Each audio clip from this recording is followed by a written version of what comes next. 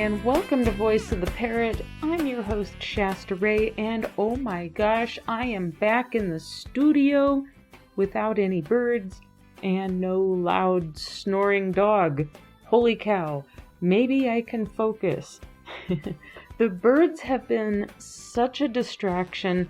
Every time I start recording, it seems like I have one of them trying to destroy the keyboard on the laptop or a cable or part of the mouse or something. And if something else is going on, nothing gets recorded and I just go in circles. So anyway, it looks like I'm kind of on a 2-week schedule right now while I am educating myself for a new career path. That is going very well. Unfortunately, the podcast suffers a little bit. I'm kind of leveling out on my learning and getting in a groove with my day-to-day schedule. So maybe I'll be able to improve on that just a little bit. I would like to, and I need to, now that the holidays are over, oh my gosh, start hitting up some of these guest ideas that I had. Holy cow. So I didn't want to bother anyone during the holiday season. It just seemed like there was a lot of stuff going on for a lot of people. And yeah, it was a good time for me and the flock too. We really didn't do much, and I probably should have recorded an episode for you guys. I had a little bit of downtime, but I was studying every day, and I'm still in this kind of like a honeymoon phase with Emmy the mini macaw. I'm going to talk a little bit about that today, but the holidays were relaxing. I didn't really do anything special and, just kind of hung out with the animals, was on the computer quite a bit, and just enjoyed the time together with them. So I did celebrate the New Year's, and I did something a little bit different this year. I have a friend who is half Cuban, and she was telling me about the tradition where her family eats grapes. At a minute to midnight, you have 12 grapes still on the vine, and you eat them one at a time on a minute till midnight, and it brings abundance into the new year. So I said, well, that sounds like something fun to try, and it sounds positive. So I decided to try that, and I found some really good grapes. And Emmy and Murray joined me in ringing in the new year with grapes. Emmy didn't quite know what to think, what was going on, but she seemed very intrigued, and she was having fun with it. She really enjoyed her little slice of a grape I gave her. And Murray, he largely ignored his grape until a few minutes later when he tried to have sexual relations with it, and he couldn't quite figure out how to make that happen. So I don't really think he understood the concept, so we'll try again next year with him and the grapes. Anyway, you never know what you're going to get with birds. They're kind of confused sometimes. It was a good time. So let's talk about the mini macaw. Oh my gosh, I have had Emmy for 2 months now, right at 2 months. I brought her home November 6th, I think. And as I record this, it is January 3rd. So anyway, we have been getting to know each other and building trust and having fun. And oh my gosh, she is such a different animal than a budgie or a cockatiel. And she doesn't particularly like the other birds. I don't know how they perceive things like budgies or cockatiels or smaller parrot type birds, if they recognize them as being kind of in the same category as themselves, or do they just see them as another type of bird and don't really associate? Because the budgies and the cockatiel, they originate in Australia, where the macaw originates in South America. So they have evolved radically different. They're radically different types of parrots. And yeah, so far Emmy really isn't crazy about Murray. I think he's tried to kind of be her friend a couple times. He likes to kind of try to go hang out in her space, but she'll chase him off. She kind of gets a little territorial. And so I have to kind of watch that. And I have to watch it like only one of them can be on me at a time, because Murray kind of tries to antagonize her.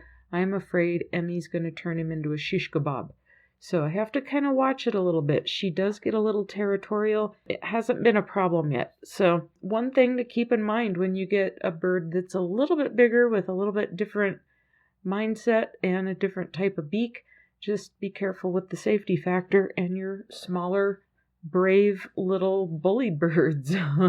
I'm really surprised that the budgies haven't gone to explore her yet or tried to see what she is about. And they've just kind of largely left her alone. They kind of do their own thing and stay to their side of the room and let her be on her side. And I have a whole play area set up for her. So she's got her cage and a couple of different play stands. And then I just acquired another play stand that has wheels on it so she can kind of hang out with me in different parts of the house. It's been fun having her. Oh my gosh. So I would say it's really easy to get a little overconfident and sit there and go, oh, well, I've been a bird owner for 3 years and I've got this many budgies and I've got a cockatiel and I'm ready for a macaw. Well, yes and no with that.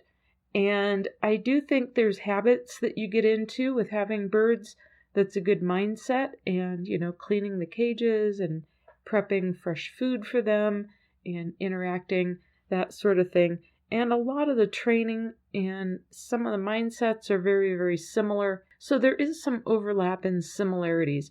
But having a macaw is radically different than having the budgies or the cockatiel. Oh my gosh. Emmy has a sense of humor. She has pranked me a couple of times, and she actually talks in context a little bit with certain words. Like she'll do a yes, no, I don't know, and she'll laugh, and then she'll say, I love you. And she seems to use these at specific times and appropriate times, where other things seem to be just a repeated string of words that's on repeat mode. Some of it I don't know how to change up. She has one phrase that she screams because her previous home screamed it at her a lot, and that one is go away. So I'm trying to actually not react and not give her any attention when she says it, and I only give her attention, praise, and interaction when she says pretty much everything except that. So I'm trying to change it, but she uses it when she's in a heightened state of excitement. Not necessarily angry or territorial, but when she just gets excited, generally speaking, she'll scream, go away. So I'm trying to nip that in the bud a little bit, but I really don't know how. So I'm just experimenting with behaviors. I wanted to tell you guys about one of the little pranks that she does. So another word or phrase I should say, that she uses in context is step up. And if you ask her to step up, she'll go step up, step up, step up. In fact, she will ride around on my shoulder when I'm getting the budgies ready for bed at night and I'm getting their food dishes ready and cleaning and putting them in their cages. And when I go to get one of them to put them in their cage, Emmy will actually tell the budgie to step up. And it is the cutest thing ever. Oh my gosh, it is so cute. But sometimes if I ask her to step up, she's a good bird and she steps up. She knows what I want and she does it. And she's really, really polite that way. Other times she doesn't want to, or she's in a mood, or whatever is going on with her, and it is the weirdest thing. I have to laugh at her. So I will ask her on occasion, step up, and she'll just look at me, and she'll just kind of give me this look like no, and she'll crouch down on the perch, just hunker down. She'll grip it tighter with her feet, and her whole body will just go rigid. She just turns into a little chunk of concrete. And she just goes, step up, step up, step up, step up, step up, step up. And she just starts mocking me. And there's no way that bird is ever going to step up when she is doing that. And she just thinks it's funny. She thinks it's hilarious. So she usually does that around bedtime when she's not quite ready to go in her cage yet. Or if she thinks I'm going to go somewhere and trying to get her off of me, or move her somewhere, and she doesn't want to give me that advantage to do what I want to do. She senses something about the situation, so she'll kind of get to be a little bit of a smart aleck. It's really funny, and I try not to react like that when she's doing it because I don't want to encourage it. But she does have a mind of her own, and she knows how to communicate quite a bit. It's crazy. It floors me on a day-to-day, minute-to-minute basis how she could be rehomed twice. This little bird is just so amazing. She has the brightest little personality. She is so sweet. and she is just so full of spirit. Oh my gosh, just bursting out of her in every direction. And this last weekend, I took Murray, Emmy, and Bug to Mile High Parrot Supply to pick up a toy order because now I have another beak tearing things up for fun. Oh my goodness. And Murray and Emmy needed toenail trims. Oh my gosh. Emmy was getting to the point she was piercing my shoulder if I was wearing a tank top and doing some damage with those claws. So they got toenail trims. Murray got his panties in a bunch, and he had a little bit of an attitude over that. Bug didn't need a toenail trim. He just kind of went along for fun, so he just kind of sat there and looked cute the whole time. And oh my gosh, Emmy went crazy when we got there and she saw her friends again. She was nutty, and she got all excited and started making weird little happy noises and going crazy. And then she started showing off and doing some crazy little show-off moves. It was fun to watch, and I never knew that birds could get that animated and that happy to see their human friends again. Like, Murray has always enjoyed going to Mile High Parrot, and he likes flapping around and showing off. But like I said, he's a radically different type of bird. He has a radically different mindset and a different way of expression and just existence. And so you throw a macaw in the mix, oh my gosh, it's like having a little clown covered in feathers. She went crazy. It was the cutest thing to see. So one of their pet birds was really bent out of shape, and he was jealous. Poor Gizmo. And but it was a good day, and they came back and they were tired and they were really happy. It settles their head, it gives them something to do, and Bug went crazy. Now, I don't know what goes on in the birds' minds, but I tell you what, he went to all of his little budgie friends when we got home, and it just seemed like he was chattering way more than usual, like he was just trying to tell them everything he saw and did that day and what it was like being away from the house and away from all of them. So it was so cute. They just get so reactive and they have fun, and you can tell when they're happy. You can tell when they're having a good time, and you can tell when they're stressed out. So when you get a bird that starts getting comfortable with going places and meeting people and seeing people again, oh my gosh, that is just so much fun. I never knew bird ownership would be this much of a blast. And Emmy just takes it to a whole new level. Holy cow. Last but not least with Emmy, she is still just a little bit reactive with hands. If she's on my shoulder or on a perch or something and I need her to step up, sometimes if I move in just a little bit too quick or I forget to say step up or get her attention the right way, then she gets a little bit more reactive. If she doesn't want to move, she will let me know by nipping me, but she is very, very, very, very gentle. She doesn't want to hurt me. She doesn't want to crush my fingers. She doesn't want to do anything except tell me what's on her mind.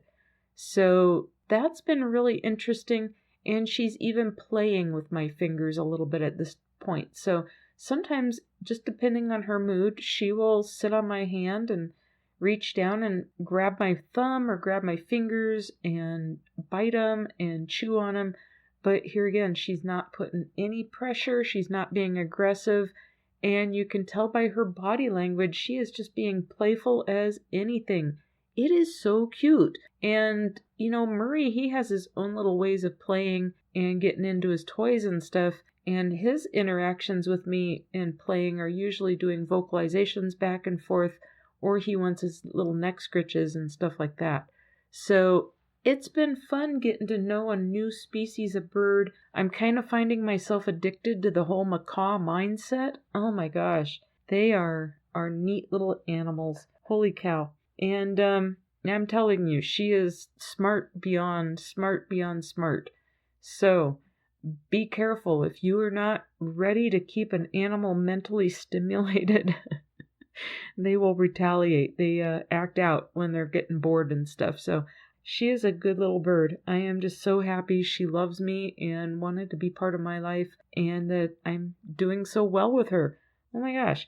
So that's the Emmy Report this week. And last but not least, I want to give a shout out to all of you out there who have been purchasing from wingmanbirdsupply.com. Oh my gosh, That is wonderful.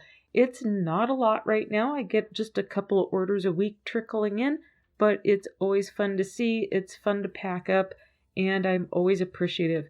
So thank you very much, and I hope to see more orders coming in. If you are interested in checking out some of my birdseed blends, I've got them for tiny beaks, small beaks, medium beaks. I've got freeze dry. I've got sprout kits, 2 different kinds of sprout kits, and I've got the stovetop cook and serve. Also, that's getting to be very popular. So give it a look-see, and that's wingmanbirdsupply.com.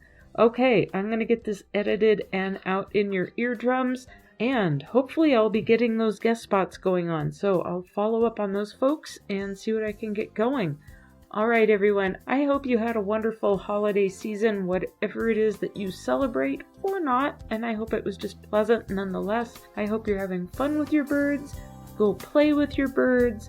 Go enjoy your birds. And until next time, bye-bye.